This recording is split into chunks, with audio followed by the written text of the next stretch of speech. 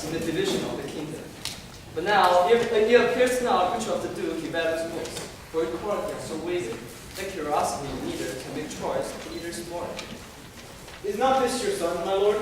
His breeding, sir, had been at my charge. I was so often blushed to acknowledge it, that now I'm used to it. I cannot conceive you. This young fellow's mother could, whereupon she grew warm wounded, and had, sir, a son whom her cradle ere she had possibly put her back. You smell the fool. I cannot wish the fault undone, and be sure of it being so proper. But I had, sir, a son by other war, some year older than this, who yet is no dearer in my account, though this name can something saucily to this war before he was set free. Yet was his mother fair, there was good sport in his making. So, the horse I must be acknowledged. Do you know this young noble gentleman, mother? No, my lord. My lord of Kent, remember him hereafter as my honorable friend. Oh, my sincere lordship. I must love you, and soon to know you better. He has been now for 9 years, and away we shall again. The king is coming.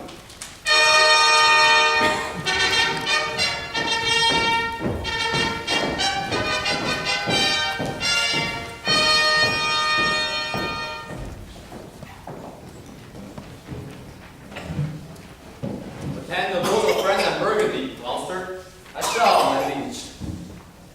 Meantime, we shall express our doctrine purpose.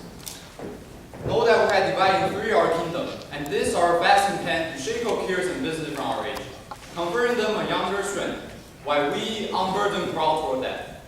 Our son of Cornwall, and you, our no less loving son of Albany, who have this hour accustomed well to publish our several daughters' ours, that future strife may be prevented now.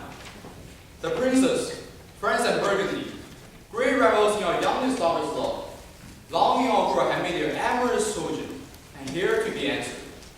Tell me, my daughters, since now we will divest us both of rule, interests of territory, cares of state, which of you shall say does love us most, that our large bounty may extend where nature does with merry challenge? Goneril, our eldest born, speak first. Sir, I love you more than words can will the matter, dearer than eyesight, space, and liberty, beyond what can be valued, rich or rare, no less than life, with health, grace, beauty, and honor. As much as a child has ever loved or father found, a love that leaves breath o'er and speech unable, beyond all manner of, so much. I love you. What shall Cordelia do? Love and be silent. Of all these bounds, even from this line to this, with shadowy forests and champagne ridge, with plenteous river and wide streams, we may be lady. To die and eldest issue be this perpetual. What says our second daughter, dearest Regan, wife to Cornwall? Speak. Sir, I am made of the self-same metal that my sister is, and prize me at her worth. In my heart I find she names my very deed of love, only she comes too short. That I profess myself an enemy to all other joys, which the most precious square of sense possesses. I'm alone felicity in your dear highness's love. Then, Cordelia, and yet not so since I am sure my love is more richer than my tongue. To thee and thy hereditary heir remains this ample thorough of fair kingdom, no less in space, felicity, and pleasure than that conferred on Goneril.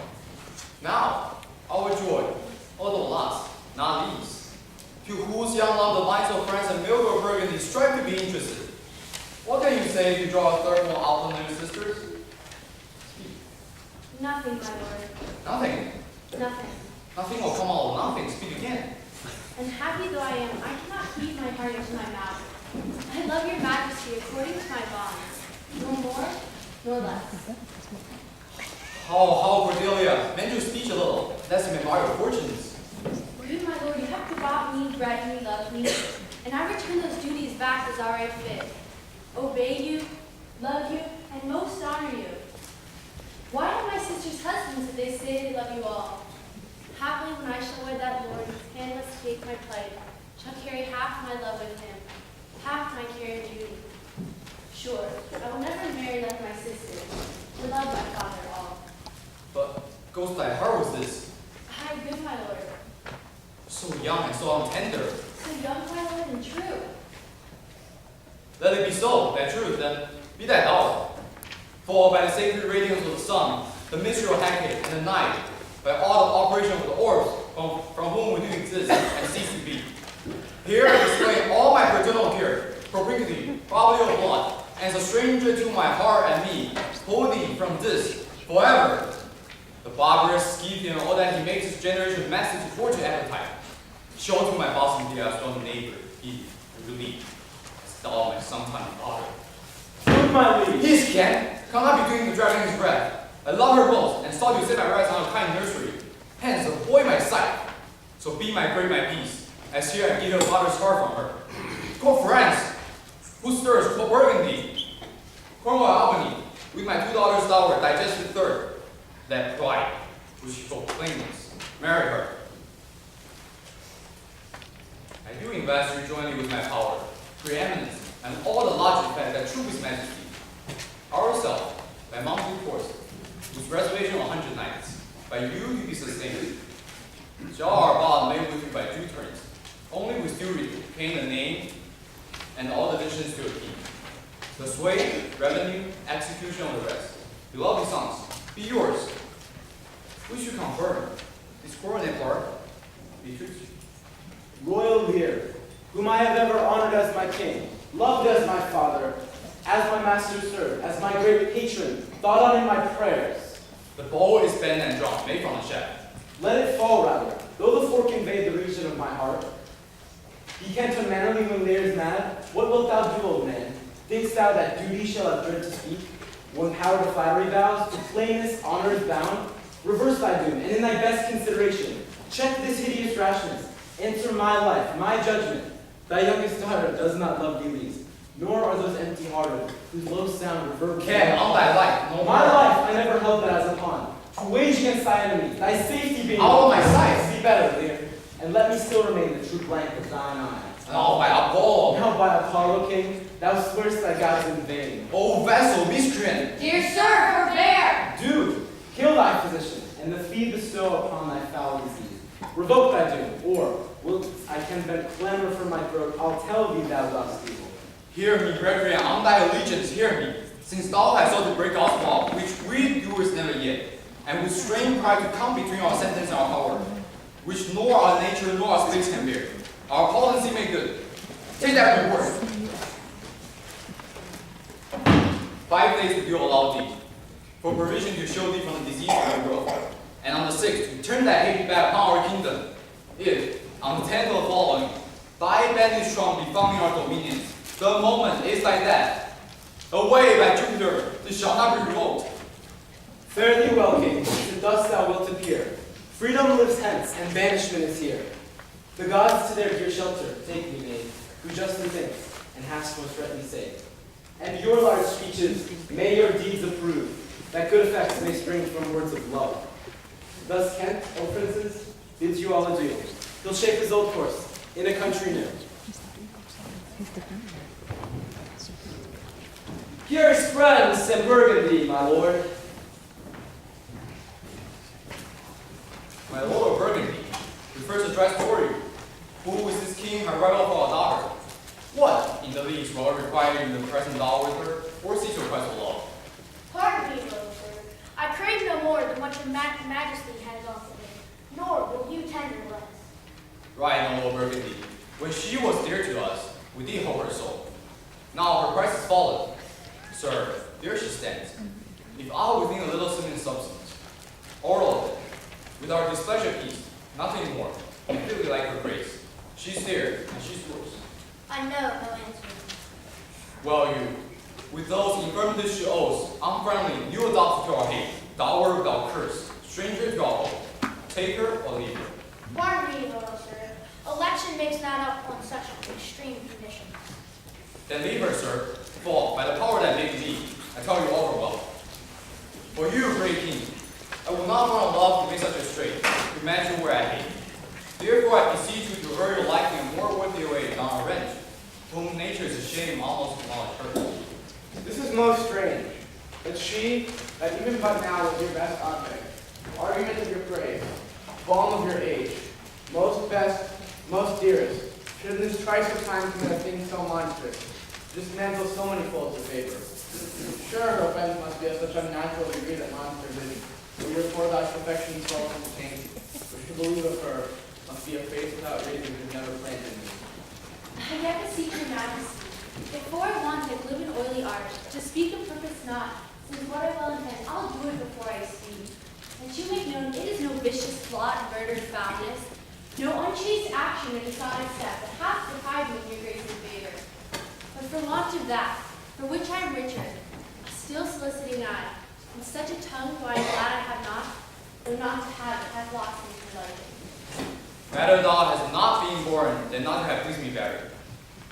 Isn't but this a tardiness in nature which often leaves the history unspoke that it intends to do? My lord of Burgundy, what say you to the lady? Love's not love when it's mingled with regards to stand aloof from the entire point. Will you have her? She is herself a dowry. Royal Lear, I wish the portrait yourself proposed. And here I take Cordelia by the hand, Duchess of Burgundy. Nothing. I have sworn. I am firm. I am sorry. Then you have lost a father, that you must lose a husband. Peace be with Burgundy. Since thou respects the fortune I his love, I shall not be his wife. Fairest Cordelia, that art most rich being poor, most choice forsaken, and most loved despised. Thee and thy virtues here I seize upon, be it lawful I take up what's cast away. Gods, to strange that from their coldest neglect my love should kindle to inflamed respect. Thy dowerless daughter, king, thrown to my chance, is queen of us, of ours, and our fair friends. Not all the dukes of waterish Burgundy can buy this unprized precious maid of me. Bid them farewell, Cordelia. Though unkind, thou losest here a better where to find. Thou hast her, friends. Let her be thine. As we have no such a daughter, nor shall we see the face of her again. Therefore, be gone without our grace, our love, our benefit. Come, noble Burgundy. Bid farewell to your sisters. The jewels of our father with washed eyes towards you as they feel. I know you what you are, and like a sister, I'm most loath to call your faults as they are named. Use well our father. To your professed bosoms I commit him. But yet, alas, stood I within his grace, I would prefer him to a better place. So farewell to you both. Prescribe is not ours, please.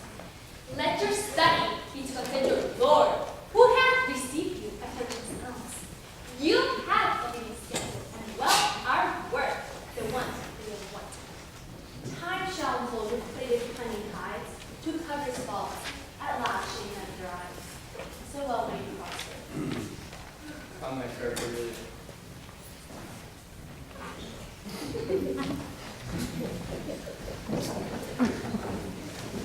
Sister,